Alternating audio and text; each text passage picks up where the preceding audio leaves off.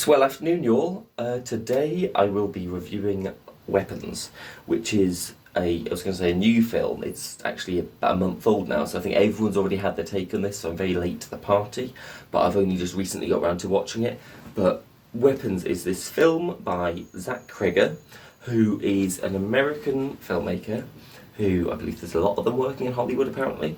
I actually hadn't heard of him before, I wasn't familiar with his work. He's directed this film a few years back called Barbarian, which again, I'd heard the name, I've never seen, I don't know anything about. I'm about to watch it on Netflix, so I'm going in blind, which is probably, I always think is the best way to watch a film. I did see that he was born in the 80s, so automatically my mind went, oh, he's a young, up-and-coming filmmaker, before realising that actually he's in his mid-40s, and for a lot of people that's towards the end of their career. But anyway, hopefully he won't die anytime soon. But speaking of death, this is actually an interesting horror film that is not explicitly focused on death. We don't actually know what happens early on. It's a lot of horror films start out with, you know, someone gets murdered, oh my god, it all builds up from there. But this is a horror film about abduction of sorts. The premise is, and like I say, I won't try to spoil it because it should be good to go in knowing basically nothing, but the premise that's announced in the first, 20 seconds of the film is that there was just one day in this school, in a small town in the middle of nowhere, there's this one classroom where 17 students all got up at 2:17 in the morning and just ran out and disappeared and weren't seen from again. And one of the students in the class remains. So we have this one teacher, played by Julia Garner, who just turns up to school one day, and there's one lonely kid sat at the back of the class who refuses to really say much. He's quite quiet and shy at the best of times, and every other kid has gone missing. And you think, you know, that could have easily been a very cheesy, like, oh, the community gets together to work out what's happening. But it was actually really interesting as a film to, firstly, the structure of it, to show, we see almost Rashomon, like we see different perspectives, except none of them are first person perspectives. We see the film broken up into different chunks where it's like, here's, I can't remember her name, but Julie Garner, the teacher, here's her perspective. Then we see Josh Brolin as a parent, here's his perspective. Here's this person's perspective, here's this person. And that was a really interesting way of doing things. But like I said, a lot of people have compared it to Rashomon, but Rashomon, we hear people's biased, not necessarily accurate accounts of what they think happened from their perspective. Was this, we see a third person account of it, but focused on an individual at a time. And one thing I thought was quite nice about this was that they didn't show the whole story of each person. Each person's story ended as it was getting close to a revelation, as we're finding out a bit more. And so it's almost like, if here's the story, we see Julie Garner's take of the story up to here. Then we see Josh Brolin's take of the story up to here. Then we see someone else's take of the story up to here. And so we are seeing a longer section each time. I mean, the actual section themselves are roughly like 25-minute chunks.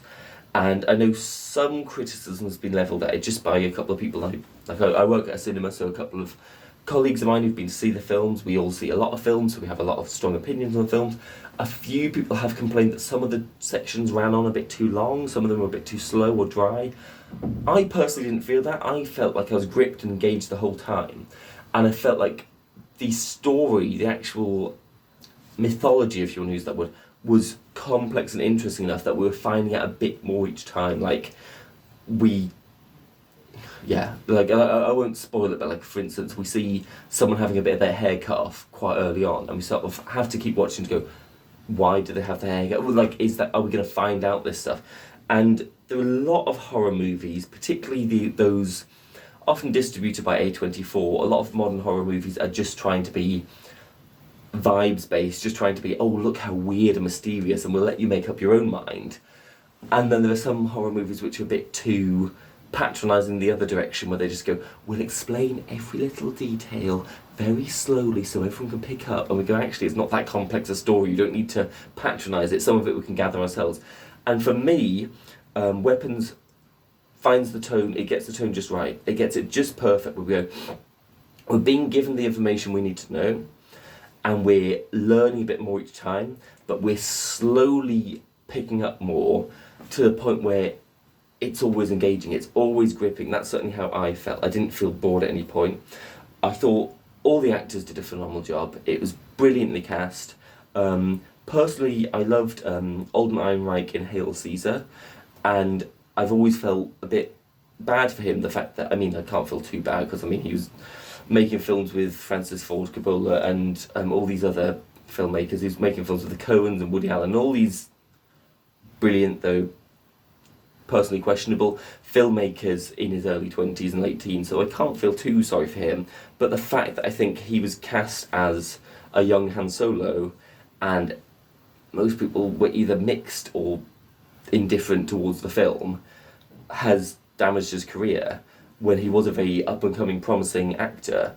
And I think if you've watched Han Solo, he doesn't do a bad job as an actor. It's just people want him to be doing an impression of Harrison Ford, and that's not what he's doing. He's doing his own take on the character. So it was always him being given a cursed role, essentially. No one's ever going to like him if he's having to do a backstory of this legacy that, let's be honest, we didn't need to see, and let's be honest, everyone was always going to prefer Harrison Ford in that role. So it's good to see that he's been doing more interesting roles recently. Good to see that his career's sort of building back up again after repairing itself. I heard good things about his role in Cocaine Bear, which I personally haven't seen yet, but he plays this very morally conflicted cop. Julia Garner, although I guess you'd say she's probably morally the best person in the film, she again has her own flaws, and it's quite interesting to see this community being broken apart. And, you know, like I say, it could have been very much like, oh, the town comes together to support each other and work together to do this thing. And actually it's all about this town being completely broken apart. It's all about these people suffering from this loss, these people struggling, these people trying to find answers, but in the end turning against each other. And as a result, it takes a lot longer to work out the culprit. I would very much commend this film for, firstly, having something to say. Like, I know I hate the term, lots of people hate the term elevated horror, because, you know, all horror should be about something. But there are certainly some franchises out there where they've, regardless of how they started off, have sort of turned into this by the numbers, you know, just fill in these things here, almost like a Mad Lib style of horror writing. And it was quite refreshing that Weapons is a very unique, very stylish thing, but it's not too subtle about what it's about.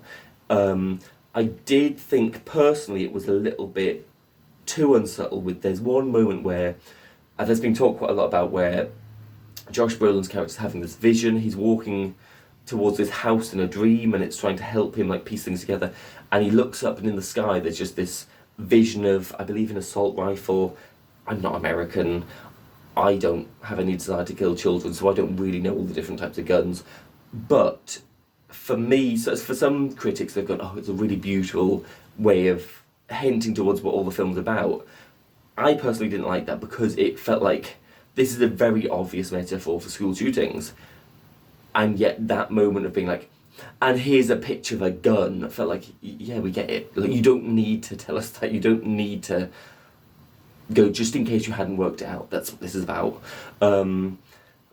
Yeah, but ultimately, very strong film. Really loved it. Possibly the best film I've seen at the cinema this year, although Sinners was really good as well. So it'll be when it gets to the end of the year, I'll probably be torn between those two, unless something amazing comes out in the next few months, which it probably will, because there's a lot of films I've been waiting to see come out that were at Venice or Cannes. So we'll see what's coming up. But certainly it's one of the two best films I've seen this year, new films I've seen. And I think overall, at first I was tempted to maybe give it a 10. I think it's been about a week since I saw it, and I think in that time it's maybe cheated just down to a 9. Certainly a very high 9, but I think the thing that keeps it off but there is the very unsubtle gun moment. And some of the scenes, like I say, I didn't feel like any of it dragged, but there were a couple of moments where you're like, if it had been cut down a little bit, it wouldn't have been a bad thing. If this scene had been just a little bit condensed, that would have been a blessing. But none of it I felt too tiresome or tedious. And the conclusion, I won't ruin any of it, but there are moments of how the violence is used towards the end that seem to undermine the message about gun violence, and it felt slightly hypocritical, so I think I'd still settle on a 9. But definitely a strong film, definitely one people should go and see, and it's still, certainly over here, it's still playing in cinemas non-stop, so yeah, get out there and see it. If there are any other films you want me to review, please leave a comment below. If you have any opinions of this, please let me know, and please like and subscribe. Have a wonderful day.